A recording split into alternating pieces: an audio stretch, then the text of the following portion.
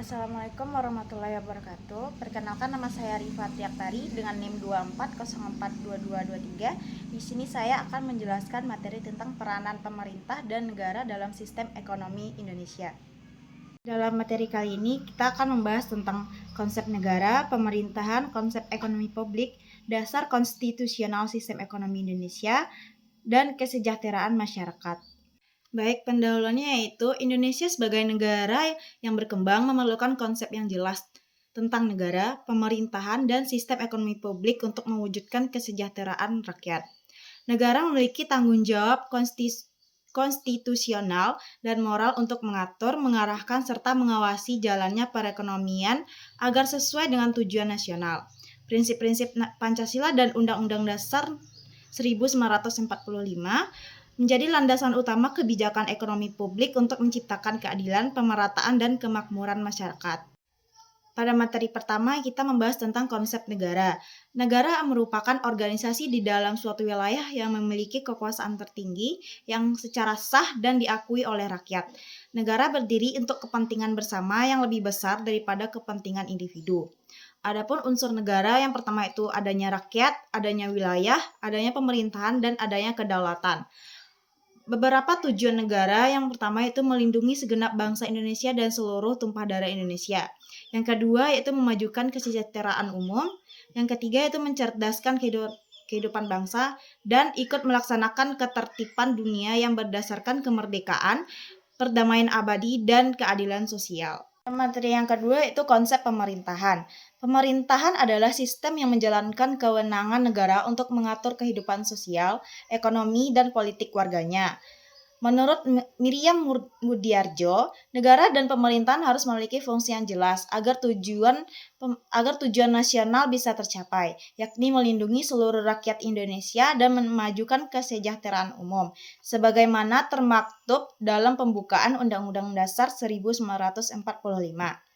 Pemerintah berperan sebagai pengemudi dalam tanda kutip, yaitu negara yang harus bijaksana dalam mengarahkan kebijakan untuk mencapai tujuan nasional. Pemerintah terdiri dari sekelompok orang yang bersama-sama memikul tanggung jawab serta menjalankan kekuasaan agar negara berjalan sesuai tujuan. Pada materi yang ketiga yaitu konsep ekonomi publik. Ekonomi publik mempelajari peran negara dan pemerintah dalam mengatur kegiatan ekonomi yang menyangkut kepentingan umum. Bidang ini mencakup kebijakan pajak dan subsidi, penyediaan barang publik, jaminan sosial, pendidikan, kesehatan, pertahanan, hingga teknologi, dengan tujuan mengatasi kegagalan pasar serta memastikan pelayanan publik berjalan adil, efisien, dan merata. Peran pemerintah mencakup pengaturan dan pengawasan perekonomian melalui pajak, subsidi, dan regulasi, yaitu penyediaan barang dan jasa publik, pembangunan infrastruktur, serta redistribusi pendapatan dan jaminan sosial untuk meningkatkan kesejahteraan masyarakat. Pada materi yang keempat, kita membahas tentang dasar konstitusional sistem ekonomi Indonesia. Sistem ekonomi Indonesia dirancang berdasarkan nilai-nilai Pancasila dan diatur secara konstitusional dalam Undang-Undang Dasar 1945. Pasal 33 Undang-Undang Dasar 1945 menegaskan beberapa prinsip pokok. Yang pertama, perekonomian disusun sebagai usaha bersama berdasar atas azas kekeluargaan.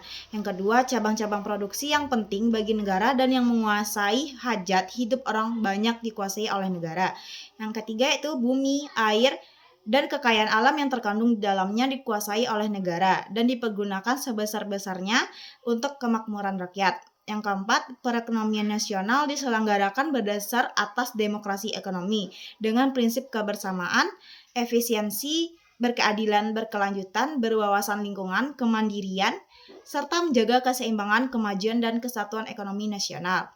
Yang kelima yaitu ketentuan lebih lanjut mengenai pelaksanaan pasal ini diatur dalam undang-undang.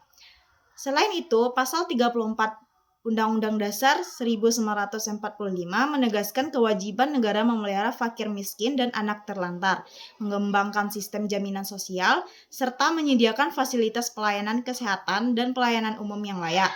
Pada pasal 23 mengatur mengenai APBN, pajak, mata uang, dan keuangan negara. Sedangkan pasal 27 menjamin hak-hak rakyat untuk mendapatkan pekerjaan dan penghidupan yang layak. Dan kita masuk pada materi yang terakhir tentang pemerintah dan kesejahteraan masyarakat. Peran pemerintah dalam ekonomi publik, yaitu pemerintah tidak hanya berfungsi sebagai pengatur atau regulator, tetapi juga sebagai pelaku dan fasilitator perekonomian. Pemerintah menetapkan kerangka hukum yang mendasari perekonomian, yaitu mengatur melalui pajak, subsidi, dan regulasi, seperti memproduksi atau membeli komoditas strategis, serta menyediakan fasilitas seperti kredit, penjaminan simpanan, dan asuransi. Pemerintah juga melakukan redistribusi pendapatan, menyelenggarakan sistem jaminan sosial, dan memberikan perlindungan bagi kelompok rentan. Yang kedua, peran pemerintah dalam kesejahteraan masyarakat, yaitu pemerintah bertindak sebagai pengarah pemanfaatan sumber daya nasional agar efektif dan efisien.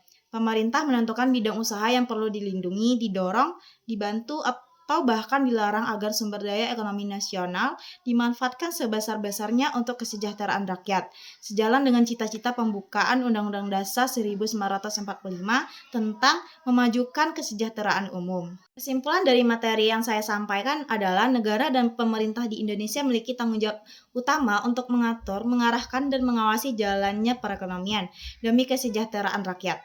Berdasarkan Pancasila dan Undang-Undang Dasar 1945, terutama pada pasal 33 dan 34, pemerintah tidak hanya berperan sebagai pembuat aturan tetapi juga sebagai pelaku dan fasilitator yang menyediakan barang dan jasa publik, melaksanakan jaminan sosial, serta melindungi kelompok rentan. Seluruh kebijakan ini diarahkan agar pemanfaatan sumber daya nasional efektif, adil, dan merata, sehingga tujuan nasional memajukan kesejahteraan umum benar-benar terwujud. Baik, hanya itu yang dapat saya sampaikan pada materi kali ini. Assalamualaikum warahmatullahi wabarakatuh.